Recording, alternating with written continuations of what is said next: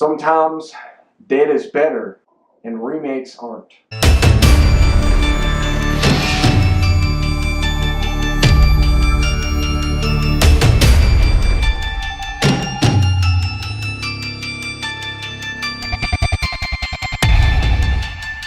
What is going on, guys? Welcome back to my channel. I had to throw in a little curveball. You thought I was going to go right? I went left.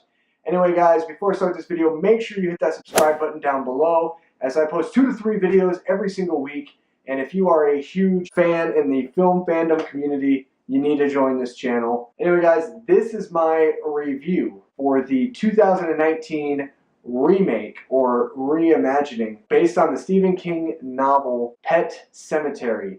This movie was directed by Kevin Kolsch and Dennis Widmeyer, and it stars Jason Clarke and John Lithgow. This movie centers around a family who moves from Boston to a small farmhouse in Maine, and in their backyard they realize that there is a cemetery where kids go to bury their pets. The power is released from this cemetery. The dead comes back to life, but not in the same way that they were before. This movie was so highly anticipated for me. I could not wait to see this movie. The trailers have looked amazing.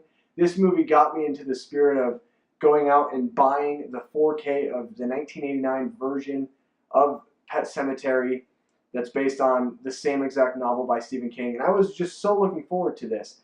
And to be honest with you, I have to be honest, this movie was a little bit of a disappointment. I'm not going to say it's a huge disappointment, because there are things in this movie that I like, but there are a lot of things in this movie that I question, certain things that they did, and also I don't like the fact that this movie just kind of felt like an okay copy and paste horror film here.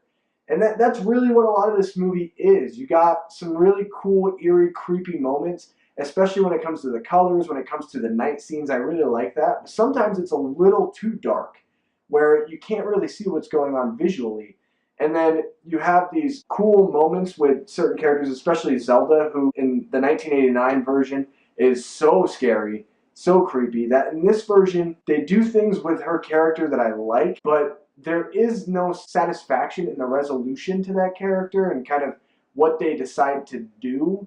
So overall, it's kind of like everything that they had put forward and placed with the character of Zelda just really did not satisfy at the end. I wanted something different. I wanted like a resolution to that character arc and that character study of Zelda, and I didn't get that. And so there's a lot of those things in this film. You know, they do something well, but then it's like it's not fleshed out completely, or they kind of go into a direction that's a little questionable and that I don't necessarily like.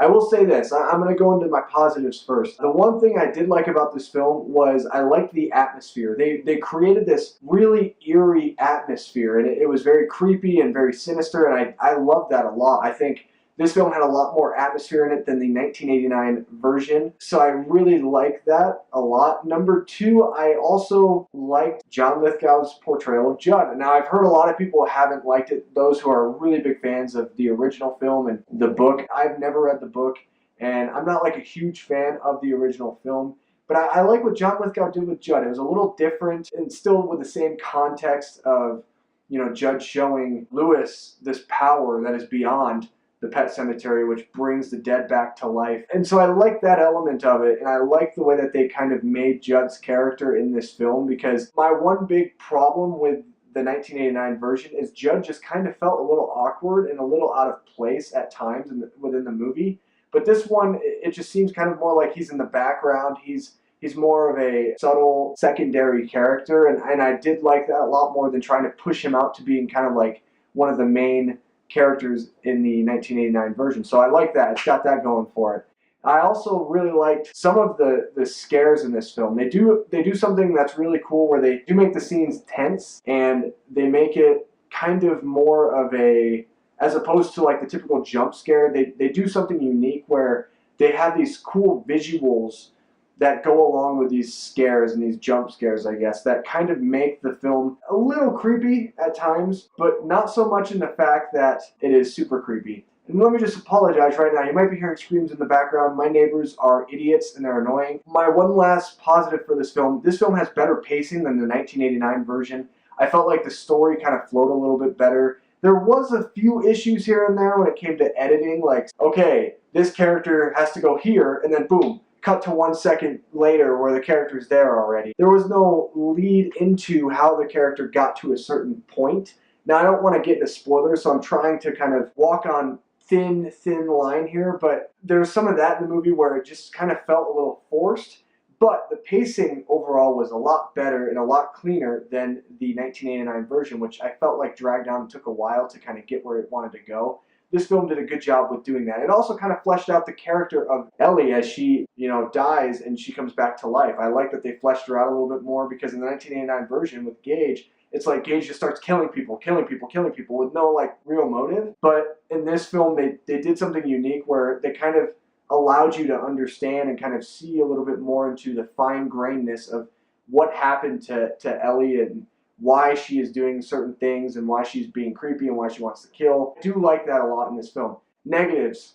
Let's get into the negatives. This movie is an okay horror movie. That's a big negative. I wanted more from this movie. I remember just after the movie was ended, I was like, that's it? I want more. I want something else. It just didn't keep me completely satisfied all the way through, and I felt like it's just a poor way to end the film. I was like, really? That's how you're going to end it? And it just kind of had one of those endings that's kind of a throwaway ending, that they tried doing something different from the 1989 version, and it didn't work completely for me. So the ending goes along, in my opinion, with the okayness of this film. Another negative for me is I did not like what they did with the character of Pascal in this. In the original, Pascal is that friendly ghost who is walking not only the characters through what's happening, but also the audience. And he's more of a character that is kind of in the forefront. In this movie, they really make him more kind of in the background, and you kind of forget that he's even in the movie at a certain point because you never get to see him. And so I didn't like what they did with Pascal's character. Another negative for me about this film is with the 1989 version, they play a lot off of emotion, and that's what kind of drives the movie forward and makes the movie even that much more scarier, because the way that Dale Midkiff is able to just kind of be wrecked with the fact that Gage is dead, and that one chilling scene where he buries up Gage and he's holding him in his arms and he's cradling him and rocking back and forth. That scene is so chilling, and it's one of the most creepiest scenes I've ever seen, because that is when you really know that he truly cares for his son, and there's so much stakes that are kind of going along with the way that Gage died, and you feel this like emotion, this connective tissue with the characters, because you can think of something think of somebody in your life that you love. This film, I didn't feel that, and I love Jason Clarke a lot, but he just didn't give enough emotion for me. It just kind of felt like everything was forced. I honestly didn't feel the stakes whatsoever, even when Ellie came back from the dead, and I also didn't feel like he truly had a emotional devastation to him when Ellie died. I didn't see that he truly had a reason for why he decided to bring Ellie back. To me, I wanted a little bit more from that emotion. Negative for me is that this is a horror movie, and I wanted to be scared, and genuinely, I was not really scared. I think it's entertaining, and it tries to go for those horrifying moments, but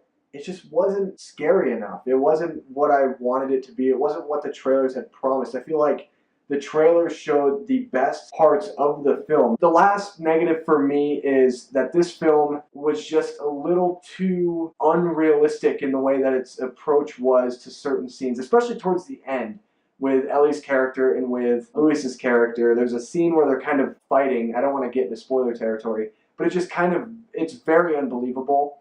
And the fact that they did certain things within that choreographed fight made zero sense to me. Absolutely zero sense. And it just goes along with the bad third act. I felt like the third act was just not a good payoff, and not the payoff that I really wanted, nor did we deserve this type of payoff. But anyway, guys, that is my thoughts on Pet Sematary. What do you guys think? Let me know below in the comments. Make sure you like this video. Subscribe to my channel for more content just like this. And as always, I will see you guys in my next video.